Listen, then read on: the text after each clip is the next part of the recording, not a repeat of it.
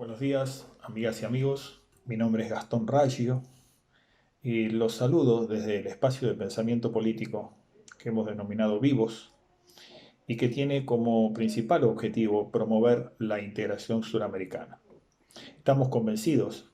que después de haber transitado 200 años de historia desde las independencias y la conformación de las naciones en la región, los independentistas, aquellos líderes políticos y militares que dieron su vida en pos del proyecto, tenían absoluta razón cuando pensaban que con las independencias no alcanzaba y que necesitábamos ir hacia un modelo de lo que algunos denominaron la segunda independencia y que no era ni más ni menos que un proceso de integración plena, la conformación de una federación de naciones, que de alguna manera nos dieran un volumen como para enfrentar el mundo que en el futuro ellos visualizaban eh, y que tenían como visión que se vendría. Bueno, como decimos, estos 200 años transcurridos nos dan la certeza de que tenían razón y nosotros estamos más que convencidos que la única alternativa que tiene nuestra región es ir hacia un proceso de integración plena, fundamentalmente para poder definitivamente consolidar ser una región libre y soberana y próspera. En consecuencia, también estamos convencidos que Mercosur es la estructura política y jurídica más adecuada, existente, actual, con casi 30 años de experiencia, que nos permitiría,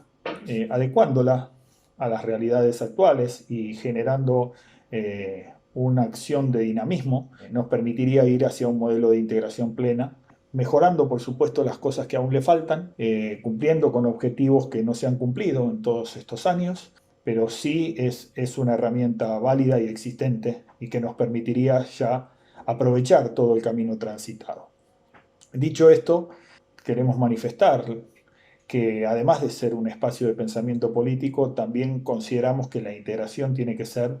en todos sus aspectos, fundamentalmente sociales, culturales, artísticos, y por eso también estamos integrados con el Centro Cultural Atlas, el espacio Vivos y el Centro Cultural Atlas, estamos integrados en este objetivo de promover la integración desde los diferentes lugares que hacen a una sociedad en general. Entonces, los invitamos a suscribirse tanto al canal de Vivos como al Complejo Cultural Atlas y poder allí visualizar todas las actividades que tenemos y que vamos a realizar en el futuro. Durante el transcurso de la charla vamos a estarle suministrando los datos para que puedan acceder a nuestros espacios y para que podamos comunicarnos. La idea es que podamos replicar este accionar y esta actividad en todos los países de Sudamérica y que podamos juntos ir hacia configurar un pensamiento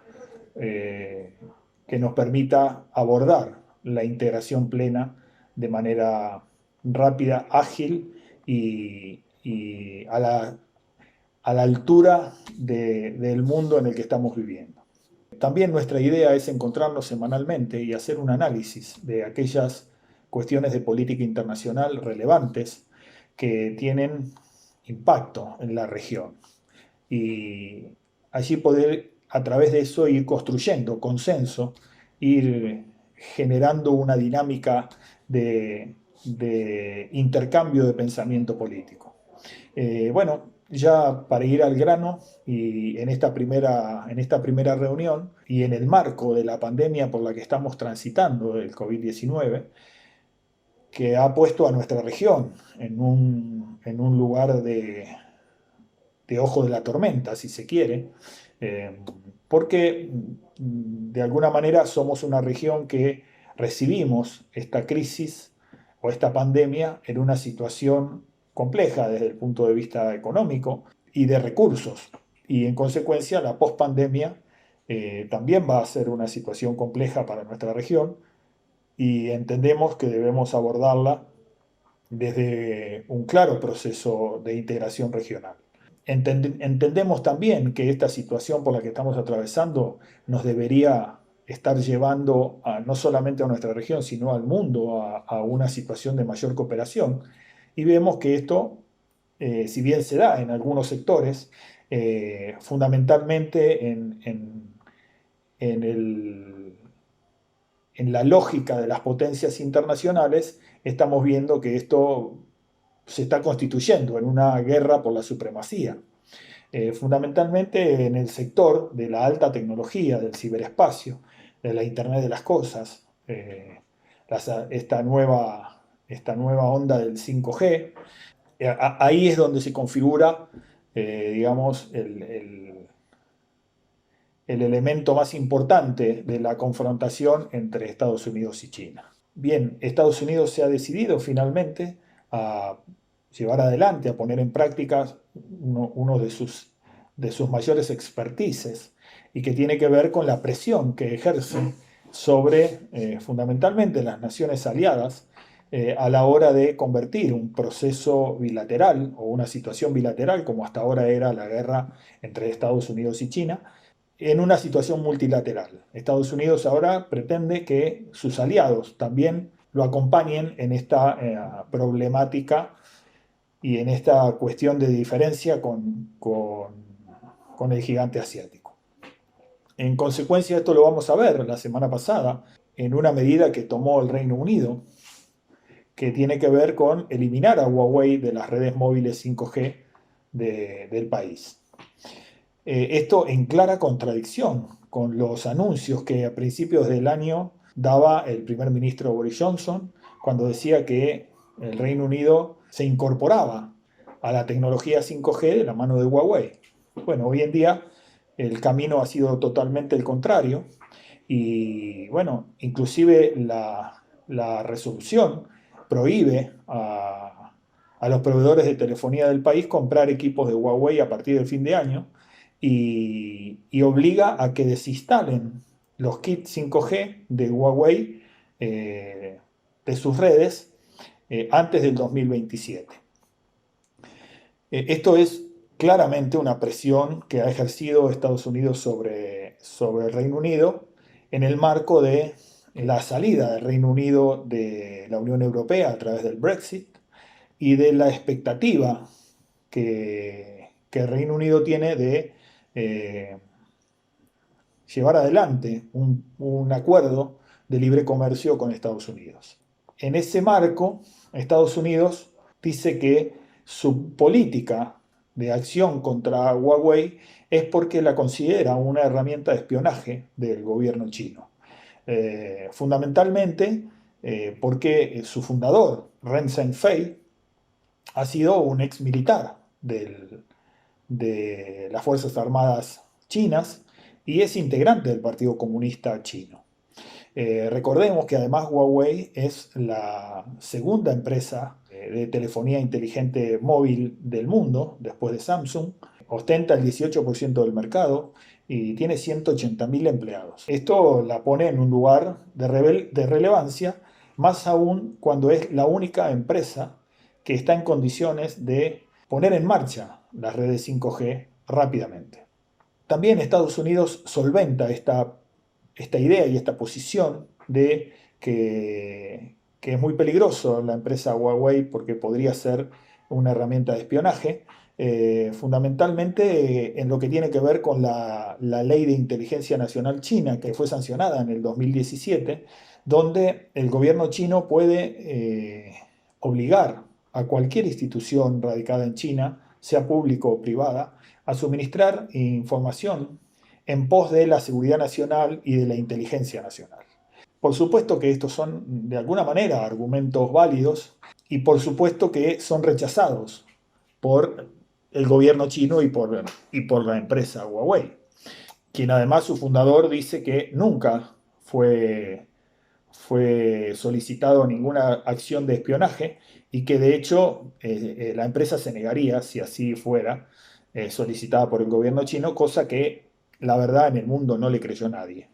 Lo que Estados Unidos intenta ahora también es, reitero, que sus aliados apoyen esta posición y bueno, parecería que Ahora con la suma de Reino Unido, una gran potencia global, más ya se había sumado Australia y Nueva Zelanda, esto ya configura una situación bastante difícil para el gobierno chino y para la empresa Huawei fundamentalmente, quien además soporta actualmente una demanda en jurisdicción de los Estados Unidos que está relacionada con el fraude bancario, con el robo de tecnología y de propiedad intelectual y con la obstrucción de la justicia. Esto pone, reitero, a la empresa Huawei en una situación compleja. Pero bueno, por otro lado, también hemos estado analizando una información suministrada por Marcus Ouellet, que es un exdirector del Centro de Escuchas Británicas de los Servicios Secretos del Reino Unido, y él cree que esto no es solamente una cuestión que está relacionada con la ciberseguridad, sino que es un factor, Huawei es una empresa competitiva en el mundo digital y que, bueno, en la industria digital y en el siglo XXI uno no puede ser una potencia global si no es una potencia digital. Entonces hay allí también una cuestión de negocios y una cuestión de control de la industria que se pone en la cima de las industrias del mundo en la actualidad. ¿Cuál es la pregunta que Marcus Willett se hace? Es si China intenta, a través de Huawei, dominar el mundo a través de esta ventaja de tecnología. Bien, él considera, y nosotros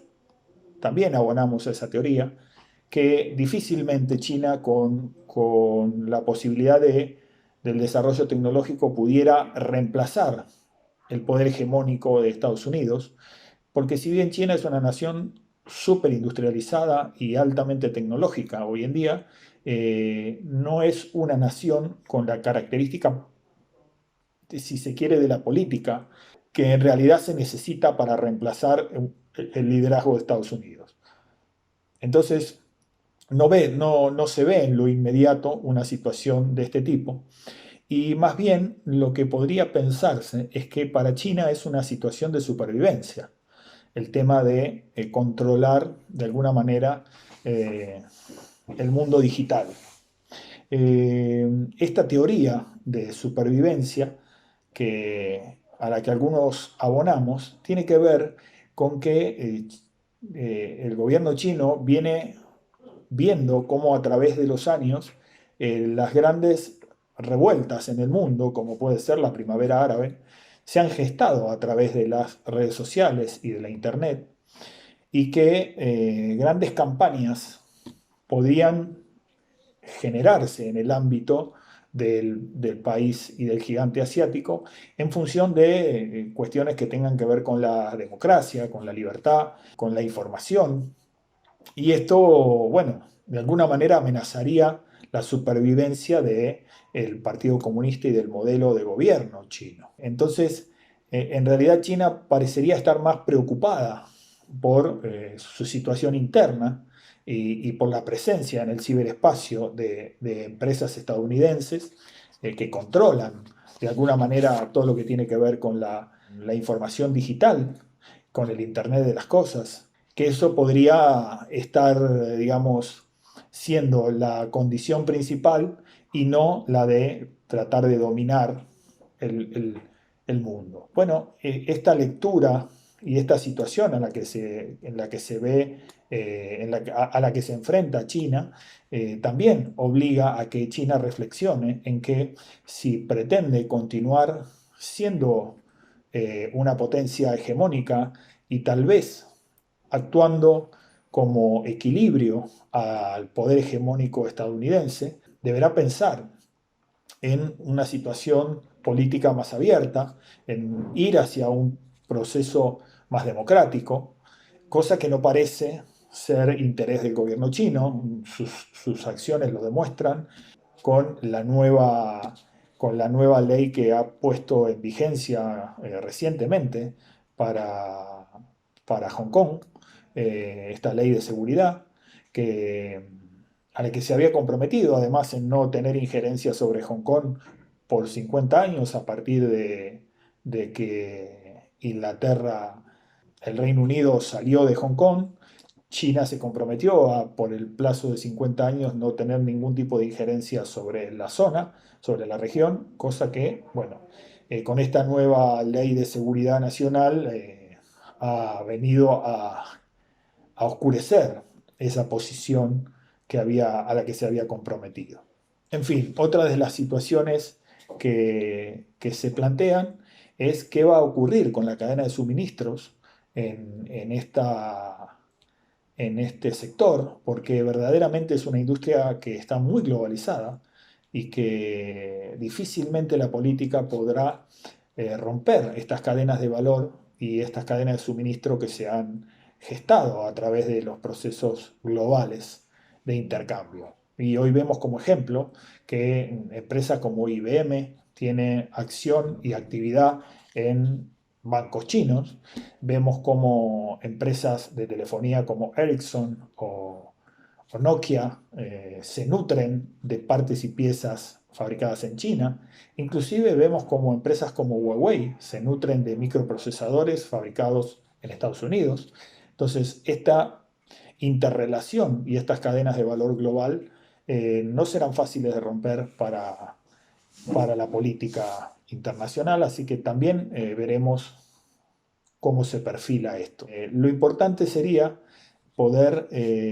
aprovechar esta situación para ver si la teoría que dice que algunas empresas chinas intentan globalizarse para de alguna manera minimizar el control que el gobierno chino ejerce sobre ellas, cosas que situación que muchos ponen en duda, pero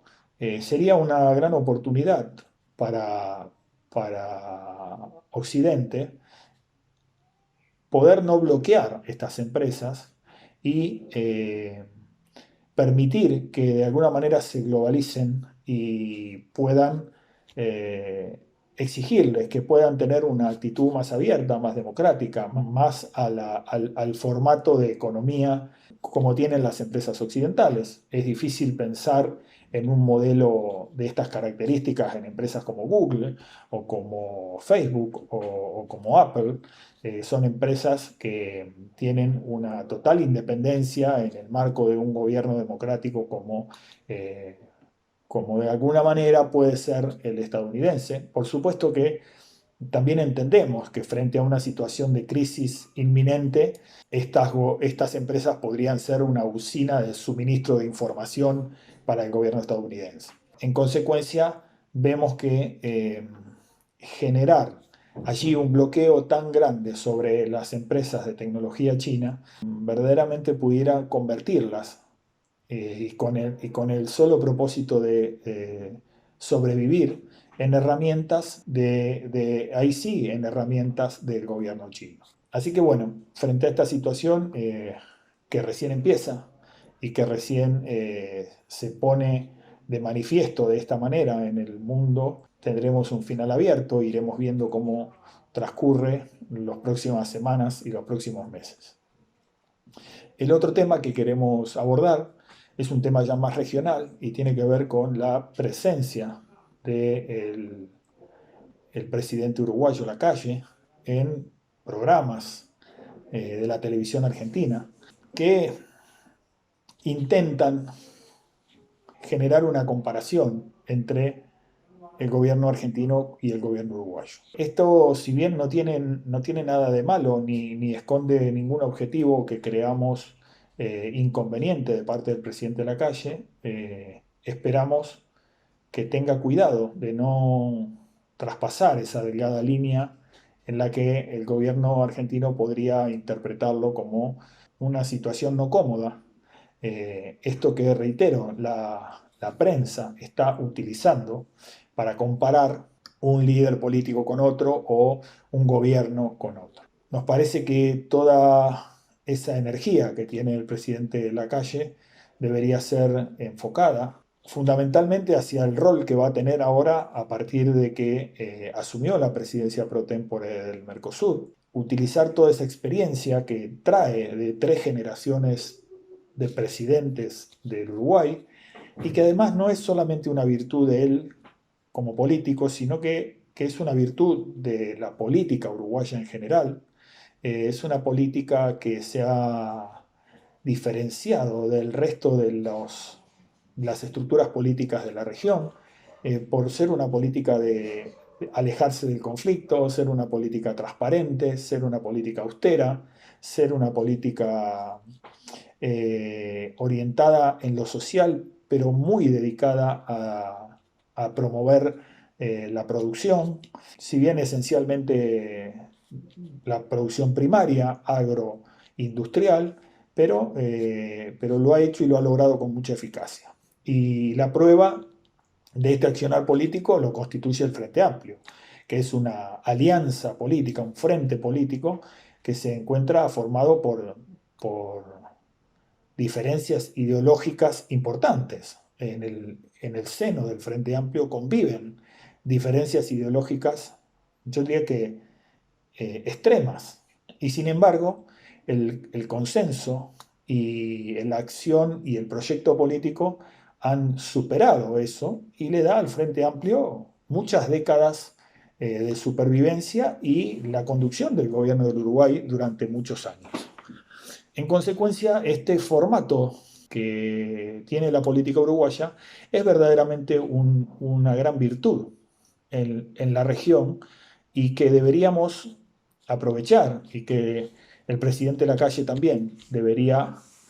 enfocarse en ese accionar. Y fundamentalmente en 2 áreas.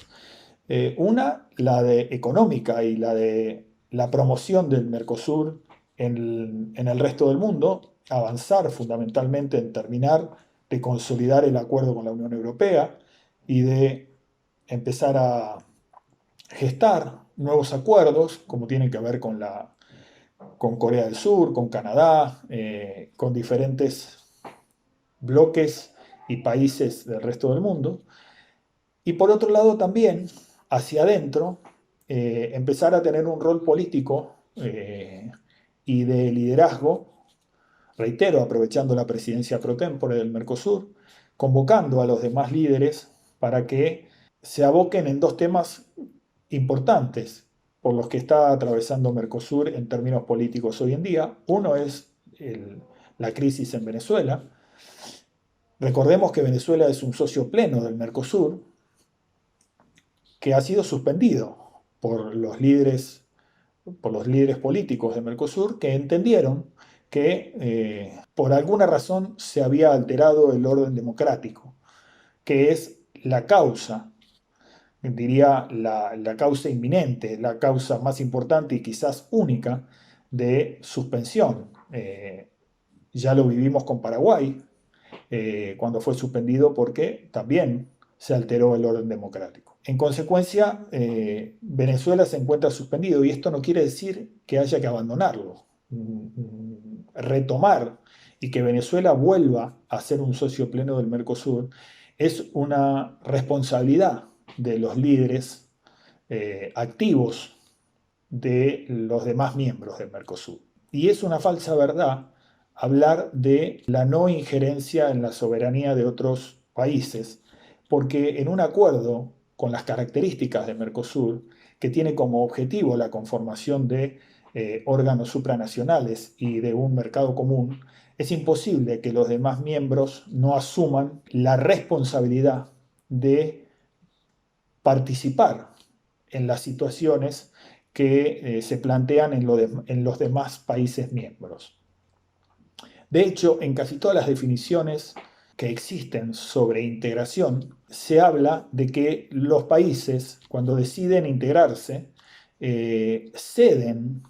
algo de su soberanía en pos de la conformación de estos órganos supranacionales o de estas mesas de equipos de trabajo que conforman los países cuando tienen un fin que es la integración. Entonces, también queremos aprovechar la circunstancia para dejar claro que es una falsa verdad esto de respetar la soberanía de un socio pleno del Mercosur. En consecuencia, esperamos que el presidente Lacalle y los demás líderes del Mercosur asuman la responsabilidad de liderar la crisis en Venezuela, porque el haber liberado este espacio ha generado que hoy en Venezuela tenemos países que sí no tienen ningún argumento para estar activamente teniendo injerencia en los destinos de la región y de Venezuela, como son Estados Unidos, Rusia, China. El liderazgo natural de esta crisis debería ser de Mercosur y de los líderes políticos de Mercosur. Una cuestión también a resaltar es la situación en Bolivia, y esto, si bien Bolivia no es un miembro pleno de Mercosur como lo es Venezuela, esto es responsabilidad de Mercosur, no de Bolivia. Bolivia está desde 2015 en situaciones de ser incorporada como miembro pleno de Mercosur, y la demora que, que ha generado que todavía Bolivia no se haya incorporado es la aprobación de los parlamentos de incorporarla como miembro pleno. Actualmente todavía el Parlamento de Brasil no ha tomado esta decisión, no ha aprobado, y también abogamos porque el liderazgo del presidente Lacalle se ocupe de que generar la presión necesaria en los buenos términos de la diplomacia para que el Parlamento brasileño definitivamente apruebe el ingreso de Bolivia como miembro pleno y que podamos tener injerencia en el llamado a elecciones, como se comprometió el gobierno de la presidenta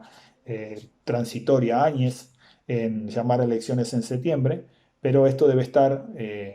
claramente tener la participación de los demás miembros de Mercosur. Entendemos que también tenemos que ir hacia ese lugar en el que todos los procesos seleccionarios y todas las cuestiones que tengan que ver con el fortalecimiento de las democracias son un objetivo central de Mercosur y por eso son una responsabilidad de los líderes políticos de Mercosur tener bajo la lupa todos los procesos democráticos que se den en, reitero, los miembros plenos de Mercosur. Estos son los temas que creímos que eran oportunos traer para discutir, para consensuar, seguramente para generar ideas superadoras a las que nosotros hemos podido humildemente esbozar y, y esperamos poder encontrarnos en la semana próxima, en nuestra segunda reunión, y esperamos que poder ya tener alguna devolución regional en cuanto a la temática que elegimos. Así que les deseamos haya sido un espacio fructífero, que esto sea el comienzo de un gran proyecto integrador, que tengamos como visión que es el principal objetivo, lograr instalar por lo menos la idea, retomar la épica integracionista. Y bueno, aquí estamos para acompañarlos, aquí estamos para lo que puedan necesitar y esperamos que tengan una feliz semana y encontrarnos la semana próxima. Un fuerte abrazo para todos los hombres libres de Sudamérica.